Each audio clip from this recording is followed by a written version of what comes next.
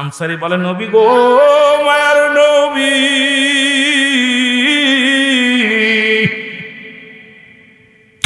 আল্লাহর নবী গো, আমি সালাম শুনেছিলাম, উত্তর দিতে পারি নাই। নবী বললেন, কেন উত্তর দাও নাই? বলি, ইয়া রাসূলুল্লাহ, কেন জবাব আমি কেমনে দিব? আপনি যদি আমার বাড়িতে যাইতেন তাহলে আমি বলতে পারতাম। আল্লাহর নবী বলে, চলো। সঙ্গে সঙ্গে রওনা হয়ে গেল। এবার যায় যখন আনসারী ঘরের দরজা খুলে দিল, আল্লাহর নবী তাকায় দেখে রে, ঘরের মধ্যে বিশাল একটা গর্ত খোঁড়া, বিশাল একটা গর্ত খোঁড়া। আল্লাহর নবী ডাকতে বলে, আনসারী, তোমার এই ঘরের মধ্যে তোমার গর্ত খোঁড়া কেন গো? আনসারী বলে, নবী গো, যখন আপনি আমার সালাম দিয়েছিলেন তখন এই গর্তের মধ্যে আমি উলঙ্গ অবস্থায় বসেছিলাম। ইয়া রাসূলুল্লাহ, ইয়া হাবিবাল্লাহ। আমার নবী বলে, কি বলতে চাও? বলে, নবী গো, আমরা স্বামী স্ত্রী মিলে মাত্র এক টুকরা কাপড়, মাত্র একখান কাপড়, মাত্র একখানা পোশাক, স্বামী স্ত্রী মিলে নবী গো যখন মসজিদে আজান পড়ে যায়, আমার বিবি উলঙ্গ হয়ে গর্তের মধ্যে বয়া থাকে গো, গর্তের মধ্যে বয়া থাকে। আবার যখন আমি দৌড়ে নামাজ শেষ করে বাড়িতে আসি, ইয়া রাসূলুল্লাহ, ইয়া হাবিবাল্লাহ, আমি ওই সময় নামাজ আদায় করে এসে গর্তের মধ্যে ঢুকে আমার কাপড়খানা খুলে দিয়েছিলাম। নবী গো, আমার বিবি নামাজের মধ্যে ছিল, এই কারণে আমি আপনার সালামের জবাব দিতে পারি নাই। আল্লাহর নবী ডাকতে বলে, আনসারী, আয় আমার বুকে আয়। আমি নবী কথা দিলাম রে, আমি নবী ওয়াদা করলাম, ওই কঠিন দিনে মান কিয়ামতের দিনে আমি নবী তোদের হাত ধরে স্বামী স্ত্রী দুজনকেই জান্নাতে নিয়ে যাব। জোরে জোরে চিল্লায় বলা যাবে না সুবহানাল্লাহ? আর একটু জোরে জোরে চিল্লায় বলা যাবে না সুবহানাল্লাহ? এ নবীর সাহাবী যদি এক টুকরা কাপড় দিয়ে স্বামী স্ত্রী দুজন নামাজ আদায় করতে পারে, আজকে আপনাদের এই কাপাসিয়া থানার মধ্যে গাজীপুরের জমিনে এমন কোনো গরিব নাই, এমন কোনো ব্যক্তি নাই রে বাবা, যার এক টুকরা কাপড় আছে, যে ভিক্ষা করে খায় তারও 4-5 টুকরা কাপড় আছে, যে ব্যক্তি পরের বাড়িতে কাজ করে খায় তারও 4-5 টুকরা কাপড় আছে। তাহলে আল্লাহর আদালতে কি জবাব দিব? আল্লাহর কাছে ধরা পড়ে যাব, সেদিন জবাব দিতে পারবো না। এই জন্য আপনাদের হাতে ধরে বলে যায়, পায়ে ধরে বলে যায়, কিয়ামতের ময়দানে সর্বপ্রথমই নামাজের বিচার হবে। এই জন্য কাফের এবং মুসলমানদের মধ্যে পার্থক্য হলো নামাজ। মুসলমানেরা নামাজ ধরে, কাফেরা নামাজ ছেড়ে দেয়। আমি অনুরোধ করবো বাবা, এই ওয়াজ নফল বন্দেগী এটাও যদি না শোনেন গুনাহ হইব না। যারা মুসলমান নামাজ কাজা করছেন, আল্লাহর আদালতে কি জবাব দিবেন? জবাব দিতে পারবেন না। এই জন্য নামাজের প্রতি যত্নবান হওয়ার দরকার আছে কিনা? লা ইলাহা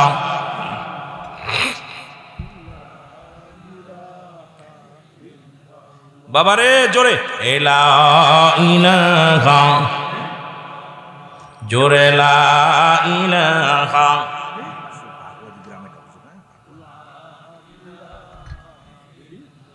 আরো জোরে লা ইলাহা, এর লা ইলাহা ইল্লাল্লাহু, লা ইলাহা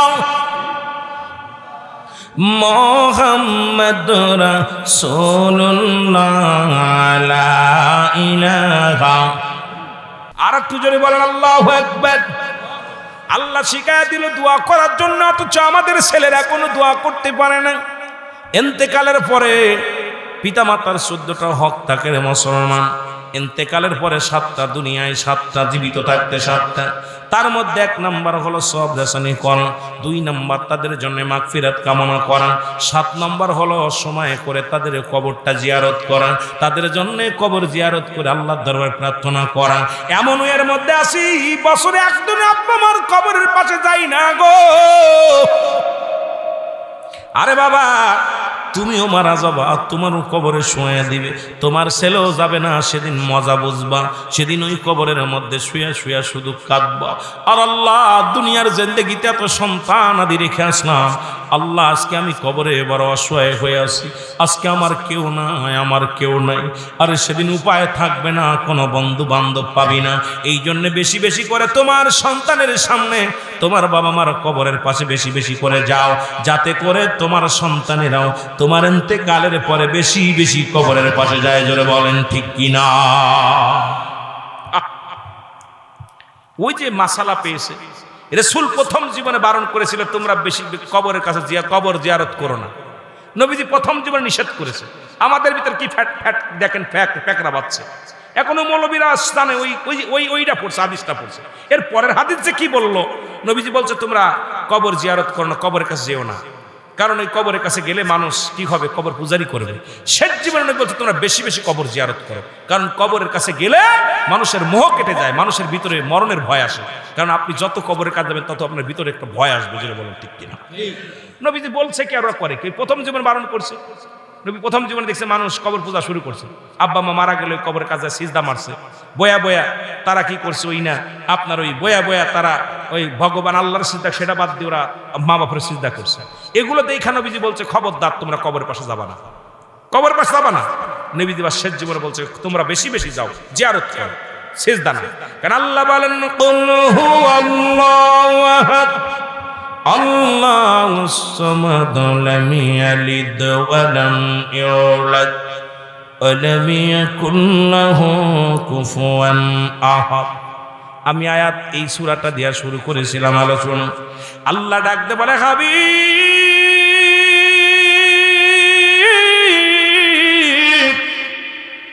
আপনি জানাতেন আমি আল্লাহ এক। আল্লাহ কয়জন? আরো জোরে, আরো জোরে। আল্লাহর কোন ছেলে মেয়ে আসেনি। আল্লাহ কয় কারোর জন্ম দিই নাই, কারো থেকে জন্ম নিই নাই। সুতরাং দ্বিতীয় কোনো ভগবানের প্রয়োজন নাই, দ্বিতীয় কোনো খোদার প্রয়োজন নাই। মাজারে যে সিজদার মারার দরকার নাই, কবরে যে সিজদা মারার দরকার নাই, মন্দিরে যে সিজদা মারার দরকার নাই। ও যুবক, দিলের কান্ডা লাগা সরো। আল্লাহ বলে ডাকতে বলে মানুষ শুই না নাও, আমি আল্লাহ এক। আমি আল্লাহ কয়জন? জোরে বলা যাবে না কয়জন? আল্লাহ বলে আমি আল্লাহ এক। আমি পৃথিবীর মধ্যে কাউরে জন্ম দিই নাই, কারো থেকে জন্ম নিই নাই। এই আসমান জমিনের ভিতরে মুসলমান শুনে নাও, আমি সারা পৃথিবী আমার মুখাপেক্ষী, আমি কারোর মুখাপেক্ষী নই। আর আমার সমতুল্য আসমান জমিনের মধ্যে আর কেউ নাই। তাহলে সিজদার কোনো প্রয়োজন নাই।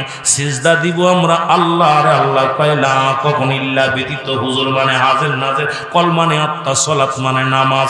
এখন নামাজের মধ্যে যাইয়া যখন দুনিয়া বিনামাজ হচ্ছে, এই নামাজে আমার জাহান্নাম থেকে ফিরাইতে পারে না। লা কখন ইল্লা ব্যতীত হুজুর মানে ফজরে নাজির, কল মানে আত্মা, সলাত মানে নামাজ। আয় আলেম গভীর মনোযোগ। নবী বলেন, নবী বলতেছে কি নামাজি হবে না হুজুরের দিল ব্যতীত।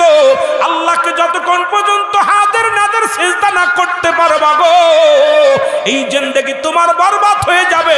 ওই নামাজে ঘুষ ছাড়ে না, ওই নামাজে সুদ ছাড়ে না, ওই নামাজে মিথ্যা ছাড়ে না, ওই নামাজে গীবাত ছাড়ে না, ওই নামাজে পরনিন্দা ছাড়ে না, ওই নামাজে পর্দা ছাড়ে না, ওই নামাজে দুনিয়ার ফিতনা ছাড়ে না। কারণ হলো নামাজ আমরা পড়তেছি শুধু শুধু সিজদা মারতেছি, আমরা মুমিন হতে পারি নাই। মুমিন যদি হতে পারতাম, আল্লাহকে যদি হাতের নাজর করে যদি সিজদা মারতে পারতাম, দুনিয়ার সমস্ত খারাপ কাজ থেকে বেঁচে যেতাম। জোরে জোরে চিল্লায় বলেন ঠিক কিনা?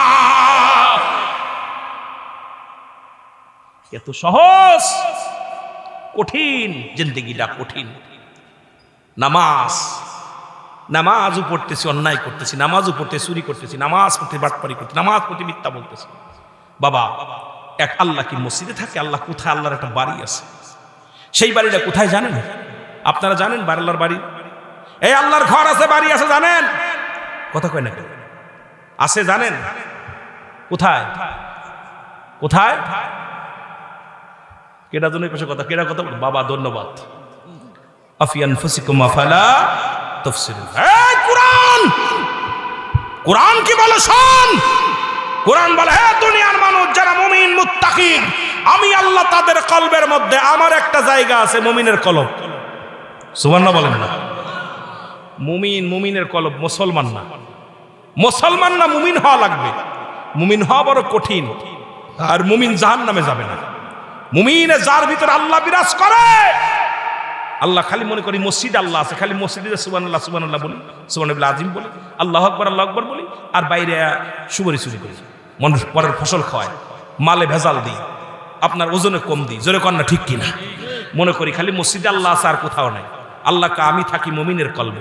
এই মুমিন যদি হতে পারো তাহলে আল্লাহকে পাইতে পারো। জোরে বলেন ঠিক কিনা? কষ্ট হচ্ছে আপনাদের? কষ্ট হচ্ছে? এই তার অল্পটা আলোচনা করবে।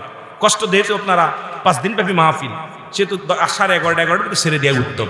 তবে আমরা দূর থেকে আসি, আমরা তো যত ছাড় পাবো ততই লাভ, কিন্তু আপনারা এত কষ্ট করে একটা মাহফিল করেন, প্রচুর ব্যয়বহুল খরচ। আমার অনেক ভালো লাগছে, 5 দিন ব্যাপী মাহফিল, 5টা বক্তা আসবে, 10টা বক্তা আসবে, তারা সুন্দর সুন্দর কথা শোনাবে। কার কথায় ঈমান আসবে আল্লাহ ভালো জানে, জোরে বলেন ঠিক কিনা? তাহলে মুমিন হতে হবে। এই জন্য আমাদের অবস্থা কাহিল, খালি মসজিদে গেলে মনে রে আল্লাহ আছে, আর মনে বাইরে গেলে নাই। আরে মুমিন হতে হবে, মুমিনের কলবের ভিতরে আল্লাহর বাড়ি ঠিকানা আছে। এই জন্যে আমার বাবারা নিজকে নিশ্চিন্ত হবে, নিজকে নিশ্চিন্ত হবে। যখন চিনতে পারবেন তখনই আল্লাহকে পাওয়া যাবে। আমাদের শুধু দৌড়ে বেড়া লাভ নাই, লাভ নাই। আল্লাহর ঠিকানা খোঁজেন, খুঁজতে পারলে পাবেন। আর মুমিন যে ব্যক্তি, সে জীবনেও নামাজ ছাড়বে না, সে জীবন অন্যায় করবে না, মরে যেতে রাজি আছে, তার দ্বারা মিথ্যে কথা বলা সম্ভব না। আর এখন নামাজ পড়ার পর নাতিরে বিয়ে করবে, ওটা কি নাতির নিয়ে দেখ কি ডাক্তার ছোট বউ, ওর জুতাতে ফেটানোর দরকার। তুই যে কবিরা, বাকি সব প্রাণীকে আল্লাহ বোঝার শক্তি দিছে। আমার আব্বারা আজকে অনেকের আব্বা মা মারা গেছে, অনেকের আপনজন চলে গেছে, তারা তো শুয়ে আছে কবরে, আমরা বুঝতেছি না। দেখা যায় মাস চলে যায়, বছর চলে যায়, বাবা মার কবরের পাশে দাঁড়াইতে পারি না। আমার নবীজি বললেন, সাহাবীরারে তোমরা কেউ কি কবুল হজের সব পাইতে চাও? নবীজি বললেন, কে বানা? সাহাবীরা বলে, হুজুর কে বানাছে? নবীজি বললেন, তোমাদের বাড়িতে যাদের পিতা মাতা জিন্দা আছে, বাড়ি যে সালাম দিবা, আসসালামু আলাইকুম মা, আসসালামু আলাইকুম বাবা, তোমার আমল নামে একটা কবুল হজের সব লেখা হবে। জোরে বলেন সুবহানাল্লাহ। আর একটু জোরে। সাহাবীরা দেখে চোখের পানি ছেড়ে কাঁদতেছে। নবীজি দেখ সাহাবীদের বলে, তোমরা কেন কান্দো? বলে, হুজুর এই আমলটা যদি আগে জানতাম, আমাদের বাবা মা 10 দিন আগে মারা গেছে, 5 দিন আগে মারা গেছে, আজকে আব্বা নাই মা নাই, এত বড় হাকিকত, এত বড় ফজিলাত আমরা হারিয়ে ফেললাম। আমার নবী বলে, সাহাবীরা রে তোমরা শুধু এতিম, আমিও নবীতে এতিম, আমারও তো মা নাই, আমারও তো বাবা নাই, আমিও নবী আমার আব্বা মারে হারাইছি।